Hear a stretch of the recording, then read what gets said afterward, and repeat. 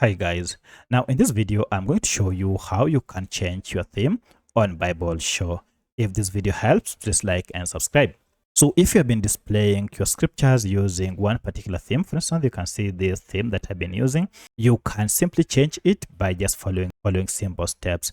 First, you need to go ahead and click on themes here, and you can see all the themes that are available. If the theme you want is not available here, you can go ahead and just select any of the themes from this and then download it.